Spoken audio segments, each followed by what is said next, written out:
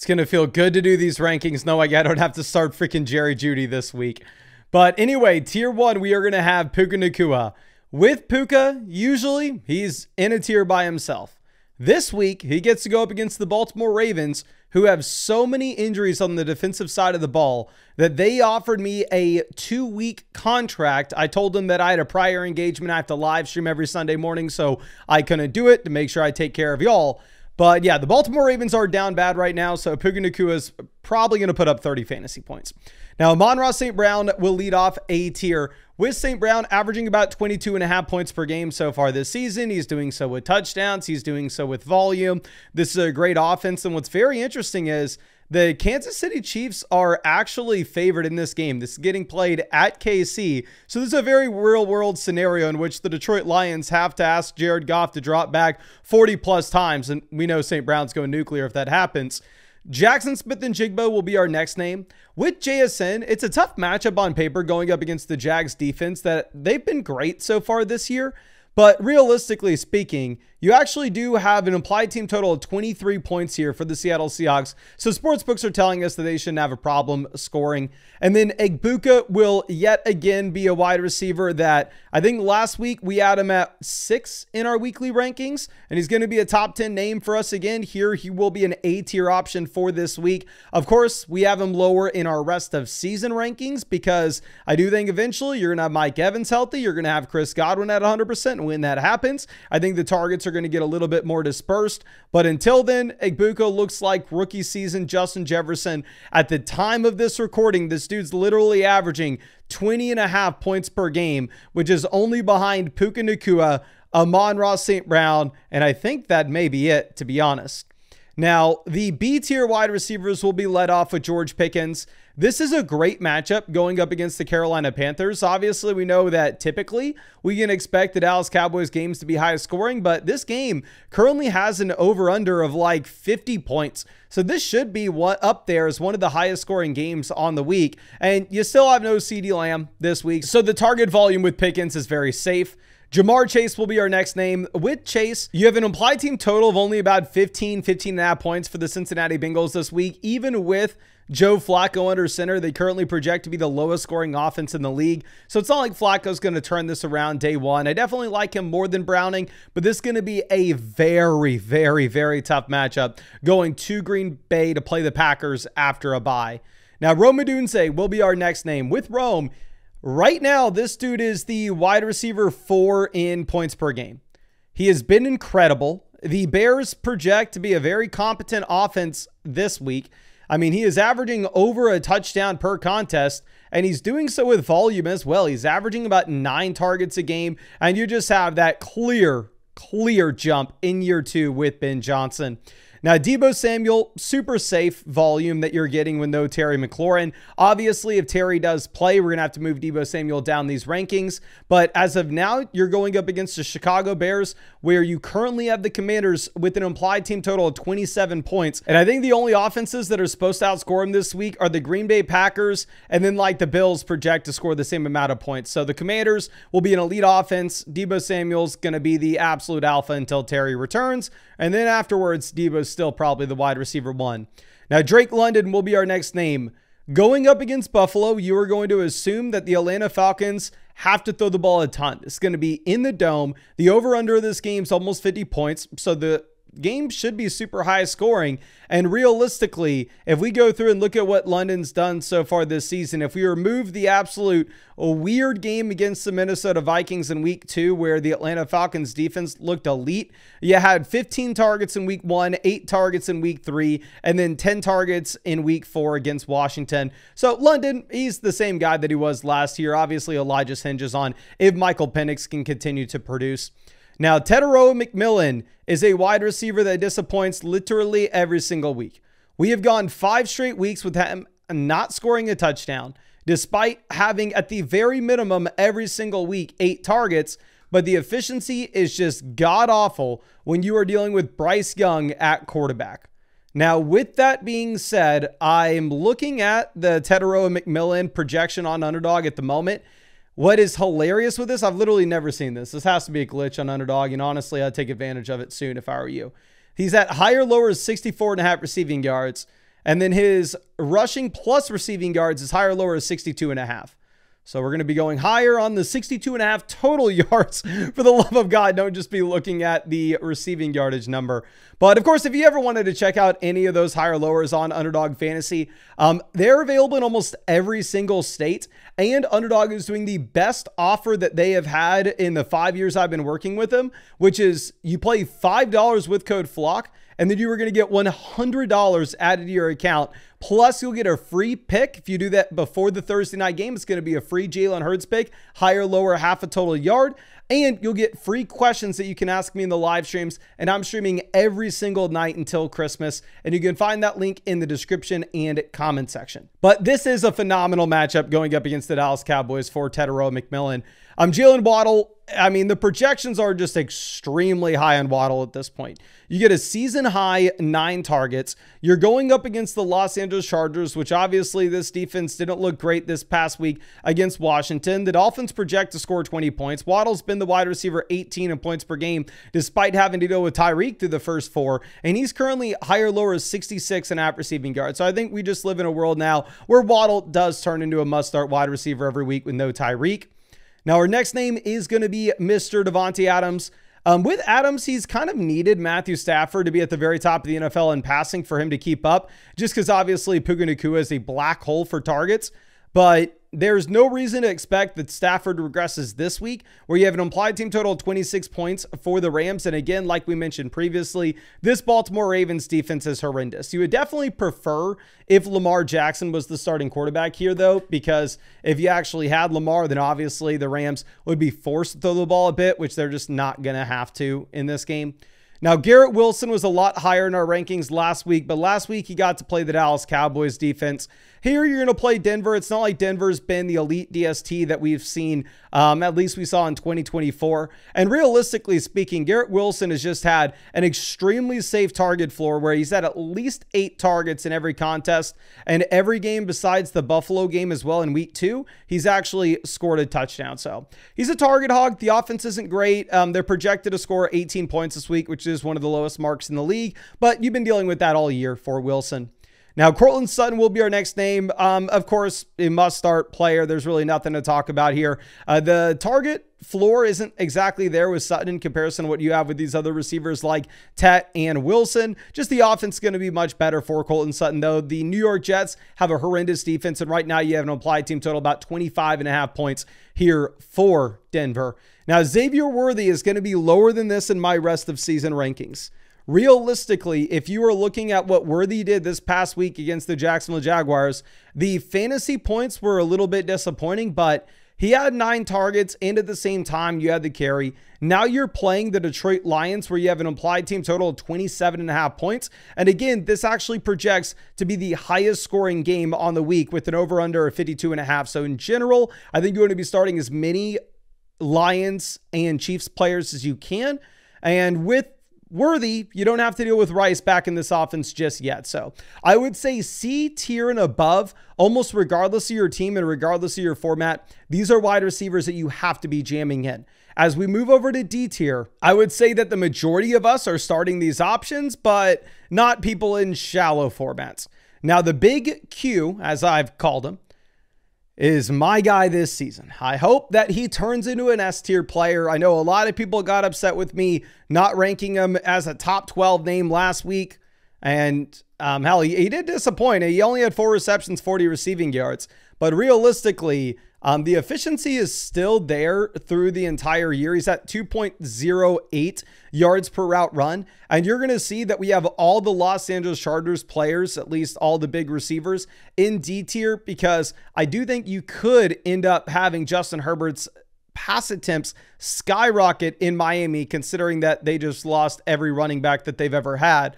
Now, going over and looking at A.J. Brown. A.J. Brown plays on Thursday night. Super interesting setup this season, right? And that if you look over the past 4 weeks, A.J. Brown has been crying, but he's been getting involved. Now, I know a lot of these targets aren't catchable, blah, blah, blah.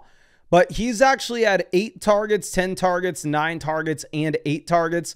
Specifically this past week, I mean, they forced the ball in the direction of A.J. Brown and Devonta Smith, just trying to keep these wide receivers happy, and it ended up losing them the game against the Denver Broncos, whereas if they were to just go out there and run the ball, obviously they would have been able to drain the clock. But regardless, looking at him playing the Giants, he's currently higher lower 64.5 receiving yards on Underdog, higher lower 11.15 fantasy points, which is higher than 4 of his 5 games so far this year. Now, moving over to our next receiver, we'll have Michael Pittman. With Pittman, he's playing the Arizona Cardinals, and it looks like Kyler may be missing this game. Obviously, I'm going to keep these rankings up to date all the way until Sunday morning on the site, and at the same time, I'll be live streaming every single night. I'll give you the flex rankings later in the week, so just make sure you subscribe, and we'll keep you up to date with all the injury stuff. But with Pittman, the target share hasn't been phenomenal. You're actually sitting with 23.3% of his team's targets, which is the lowest mark that we've had since 2020. You're just living off of crazy touchdown efficiency. And of course, we're going to expect the touchdowns to stay high in this offense as long as Daniel Jones keeps balling out. But I would be afraid that touchdown regression hits him soon. Then looking at Chris Olave, I am shocked to see that the New Orleans Saints project to score 21 points this week. This is higher than the Cardinals. This is higher than the Ravens. This is higher than the Dolphins. This is higher than the Jets. Like, this is higher than the Bengals by a wide margin. And of course, this is higher than the Browns. This is higher than the Titans. Long story short, this is higher than a lot of teams. Like, the projections aren't that bad here for this Saints offense going up against New England. I know you have Christian Gonzalez back, but Chris Olave has had at least 10 targets in 4 out of 5 games. So in a full PPR format, he's just scamming himself 2 fantasy points. My wide receiver 1 for my team is going to be DK Metcalf. I am happy to have him back. Do I feel super confident with it? No. Well, Metcalf's been fine this season. Like, he's sitting here averaging almost 15 points per game, and he's the wide receiver 16 in points per game. Realistically, he's done this off of touchdown insanity. He has had 7, 6, 4, and 5 targets so far this year. So realistically, if my math is correct, we have 22 targets and 3 touchdowns for DK Metcalf. We can safely say that this is going to regress, but hopefully DK Metcalf can get flooded with a few more targets.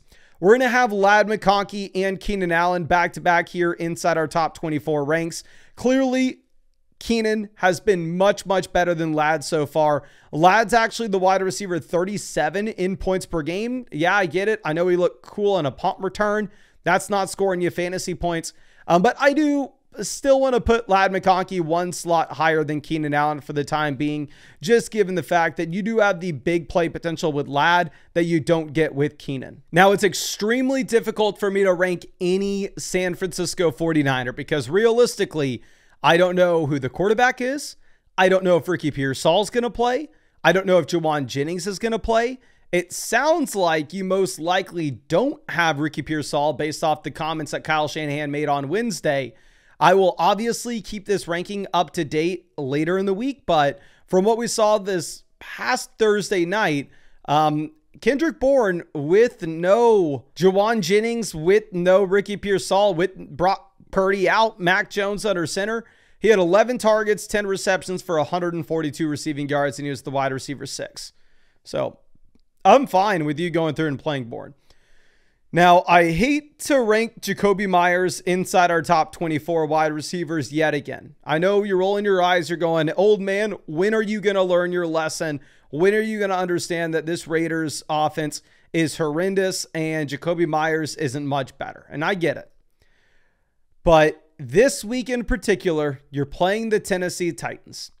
You project to score 23 points as an offense, and I'm going to be making this ranking under the assumption that you don't have Brock Bowers playing.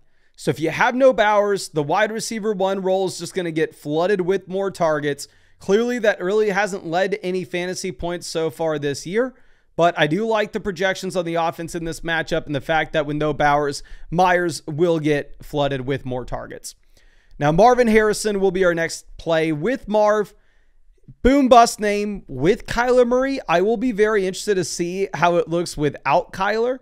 Realistically speaking, this is a really low projected scoring offense this week. They're under 20 points.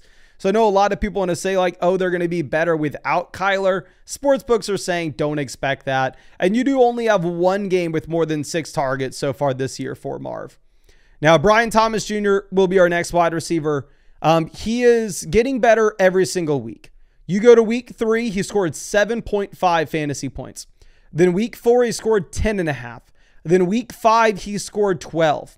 So I'm no mathematician, but by the time we get to the fantasy football playoffs, Brian Thomas Jr. will be scoring 60 points a game. Now, obviously, that's a joke, but realistically, he's had at least 6 targets in every single contest. He's averaging about 8 targets a game. The touchdown hasn't been there yet. He hasn't looked particularly great. Obviously, a completely wasted round 1 pick if you took him there.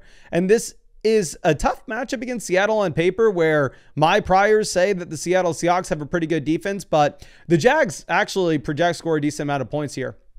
And obviously, Baker had no problems against the Seattle unit last week. Now, looking at Stephon Diggs, this will be the wide receiver 2 on my fantasy team. I really hope that I am underestimating Diggs. I'm really hoping that we finally have the breakout and it's here to stay with back-to-back games over 100 receiving yards. And this just wasn't a fueled revenge game against the Buffalo Bills in prime time, and we're not all going to overreact to this. This matchup against the New Orleans Saints is one in which the Patriots are favored by about 3.5 points. And the Patriots have been willing to go out there and sling the ball. They are above the NFL average when it comes to passing rate over expectations. So honestly, maybe if you were completely removing emotions from this, you'd put Stephon Diggs higher in these rankings. And I'm just trying to save myself where I don't get too excited that I finally have a wide receiver I can be excited for. Now, Zay Flowers will be our next name. Clearly, Zay Flowers is going to be much higher in our rankings rest of season. He's currently the wide receiver 17 points per game. Just the issue is this projects to be one of the worst offenses in the league with no Lamar Jackson. So if you had Flowers, I'd rather bench him. Looking over at Devonta Smith, he actually has been out there outproducing A.J. Brown so far this year. But clearly, you're only going to get points when the Philadelphia Eagles have to throw the ball. And I could very easily see this Phillies team going like, hey, Smith, hey, Brown, we tried to feed y'all this past week. It didn't work. We lost. And against the Giants, we don't need to throw the ball with aggression. We can just safely run it over and over and over again, as we are favored by about a touchdown here. Now, moving down to our next tier, Jameson Williams is the wide receiver 53 in points per game. So with him being the wide receiver 53, maybe it is ludicrous for me to go ahead and rank him at wide receiver 30. But realistically speaking, I don't think that Jameson Williams is that different of a player this year in comparison to what he was last season. I think that this is still just a field stretching option that's going to have random big plays that if you can predict when they come, cool, you'll get 25 points in your lineup. But if you try to throw him in, there's always a chance that he gives you the 1 reception for 9 receiving yards that you got this past week. Now, realistically, this does project to be the highest scoring game of the week. You're going to actually have to throw the ball against the Kansas City Chiefs, where you are currently underdogs in this matchup. So realistically, like, I'm okay with you throwing Jameson in as a desperation flex. And that's all this tier is. This entire tier is just desperation flexes. With Godwin, I was more excited about him last week because he was coming off a game with 10 targets, 80% of the snaps. But he follows that up with 4 targets, 3 receptions, 26 receiving yards, and a game in which Baker Mayfield went nuclear. Now, realistically, against the Niners here, the expectations should be that you don't have Mike Evans, so Godwin could get involved a little bit more. Now, I have T. Higgins on my own team, so I really hope that Joe Flacco comes in and he saves Higgins. But T. Higgins has had 1 game this year with more than 33 receiving yards. He has had 1 game this year with more than 11 fantasy points. His season high is 14.5. This is the worst matchup you could possibly ask for going up against the Green Bay Packers in Green Bay, so I'd rather avoid him if I could. Now, Wan'Dale Robinson will be our next name. You have no Darius Slayton and you have no Malik Neighbors. So realistically, you would think like Wan'Dale Robinson's one of their only weapons. What else are they going to do? And they probably run the ball. They probably dump it off to Scattaboo, and they probably are just a very bad offense in general. Right now, they project to score fewer than 17 points this week. Now, the Green Bay Packers project to be the highest scoring offense on the week. Looking at Romeo Doubs, he's coming off a game where he scored 29.8 points with 3 receiving touchdowns. Now, realistically, we've seen games like this from Romeo Doubs before, where you go back against Seattle last season, he had 2 touchdowns, and he followed that up with 4 fantasy points.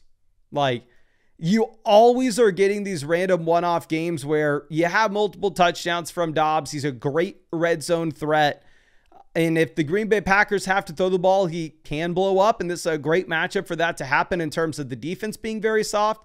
But because since he's probably not going to be able to put points on the board, we can also just kind of say that the Green Bay Packers should be able to run it over and over and over again. Now, Khalil Shakir will be our next name. With Shakir, you are looking at the wide receiver 28 from a points per game perspective. You're not necessarily getting consistent volume. You've had 2 games with 9 targets, but outside of that, you've had 5, 4, and 2.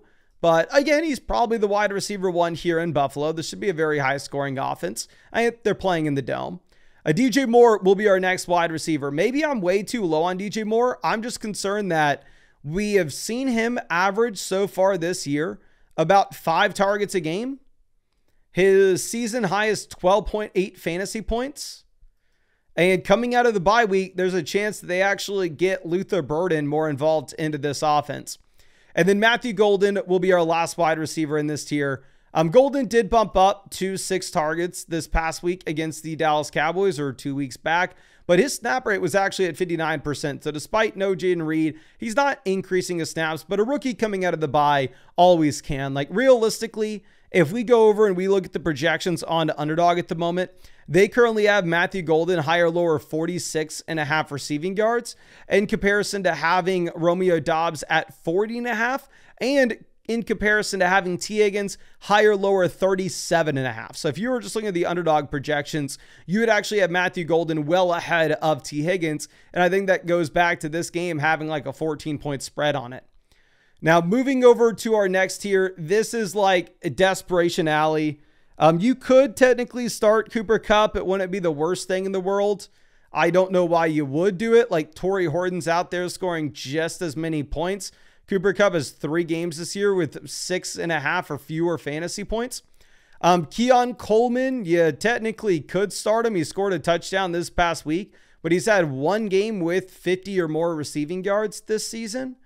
Technically, you could start Trey Tucker and hope that you nail the big spike like you had in week 3, or like you had in week 3 last season, week 4 last season, week 12, week 13. I mean, Trey Tucker is still up there playing 90+% of the snaps every week for the Raiders.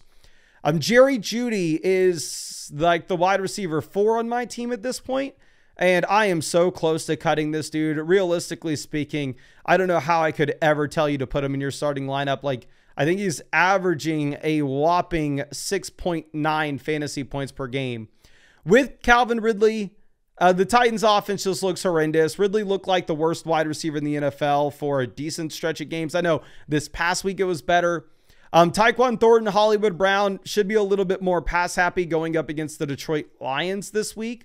Shaheed, obviously, as the big game this past week with 21 fantasy points. And honestly, Shaheed's been a lot better than this. He is actually the wide receiver 22 in points per game this season. So I'm going to move Shaheed up these rankings by the time you see this video. This is too low. And then our last tier of like guys that you're probably going to ask about, don't start L.A. Manor anymore. Calvin Ridley looks like he has a pulse. Don't start Josh Downs. Don't start Travis Hunter until he proves otherwise. Don't start Calvin Austin. You're just sending up a prayer you get the receiving touchdown. And I don't know if you can start Troy Franklin, as the snaps have actually gone down dramatically over the past few weeks. But I think that's all I got for you. I really appreciate you. And I want to remind you, if you wanted to check out any of those Underdog pick'ems, if you want to say, Mason, you're a clown, Joe Flacco's going to save the Bengals, I'm going to go higher than 37.5 receiving yards for T. Higgins. The link's in the description. The link's in the comment section. Underdog Fantasy is available in almost every single state. And if you use code FLOCK when you sign up, you're going to be getting $100 added to your account. By far and away the best offer that they have ever put out there on Underdog, and it's not even close. And you'll get a free pick that's going to be something like Jalen Hurts, half a total yard higher, lower. And you'll be getting free questions that you can ask me in the live streams. And I'm going to be streaming every single night till Christmas. You can find that link in the description, in the comment section. Code FLOCK will get you all of that, available in almost every state. But I appreciate you. And I really hope I get to see you out in the live stream later today.